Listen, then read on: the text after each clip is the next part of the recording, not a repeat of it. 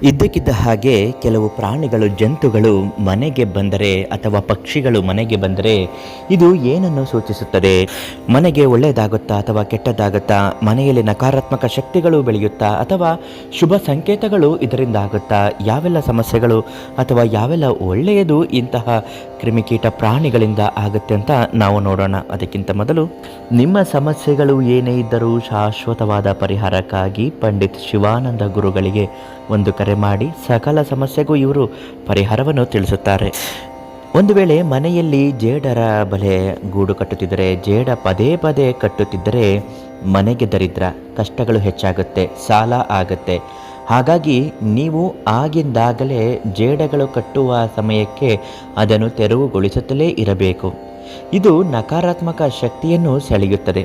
ಒಂದು ಬಾರಿ ನಕಾರಾತ್ಮಕ ಶಕ್ತಿಗಳು ಮನೆಯನ್ನು ಪ್ರವೇಶ ಮಾಡಿದರೆ ಎಲ್ಲ ಒಳ್ಳೆಯದು ಕೆಟ್ಟದಾಗಿ ಬದಲಾಗಿ ಹೋಗಿಬಿಡುತ್ತೆ.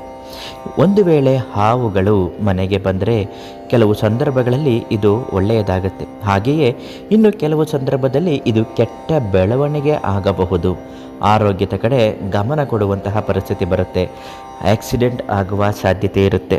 ಹಾಗಾಗಿ ಹಾವುಗಳು ಬಂದಾಗ ಅಥವಾ ನಿಮ್ಮ ಮುಂದೆ ಹಾವುಗಳು ಹಾದು ಹೋದರೆ ಸಾಕು, ನೀವು ಶಕುನ ಶಾಸ್ತ್ರವನ್ನು ಕೇಳಬೇಕಾಗತ್ತೆ. ಕೆಲವರ ಮನೆಯಲ್ಲಿ 1000 ಕಾಲುಗಳು ಬಂದು ಬಿಡುತ್ತೆ. 1000 ಕಾಲು ಅಂದರೆ ಗೊತ್ತಲ್ಲ, ಜರಿ ಅಂತ ಕರೀತಾರೆ. ಒಂದು ವೇಳೆ ಈ ಜರಿ ಏನಾದರೂ ಅಂದರೆ 1000 ಕಾಲು ಮನೆಗೆ ಬಂದರೆ ಸಾಕ್ಷಾತ್ ಮಹಾಲಕ್ಷ್ಮಿ ಅನುಗ್ರಹ ಆಗಿದೆ ಅಂತಲೇ ಅರ್ಥ. ಅಡುಗೆ ಮನೆಯಲ್ಲಿ 1000 ಕಾಲುಗಳ ಕಾಣಿಸಿಕೊಂಡರೆ ಅದು ಮನೆಗೆ ಶುಭ, ಮನೆಯಲ್ಲಿ ಧನಾಭಿವೃದ್ಧಿ ಆಗುತ್ತೆ. 1000 ಕಾಲಿಗೆ ಅರಿಶಿಣ ಕುಂಕುಮವನ್ನು ಹಾಕಬೇಕು. ಅದರ ಪಾಡಿಗೆ ಅದನ್ನು ಬಿಟ್ಟು ಬಿಡಿ, ಅದು ನಿಮಗೆ ಯಾವುದೇ ರೀತಿ ತೊಂದರೆ ಕೊಡದ ರೀತಿಯಲ್ಲಿ ಅದು ಹೊರಟು ಹೋಗುತ್ತೆ. ಹಾಗೂ ಒಂದು ವೇಳೆ ಕಷ್ಟ ಅನ್ನಿಸ್ತಿದ್ರೆ ಅದಕ್ಕೆ ಸ್ವಲ್ಪ ಪೂಜೆಯನ್ನು ಮಾಡಿದ ನಂತರ ಅದನ್ನು ಮುಂದೆ ಬೇರೆ ಕಡೆಗೆ ಸಾಗಿಸುವಂತಹ ಕೆಲಸ ಮಾಡಬೇಕಾಗುತ್ತೆ.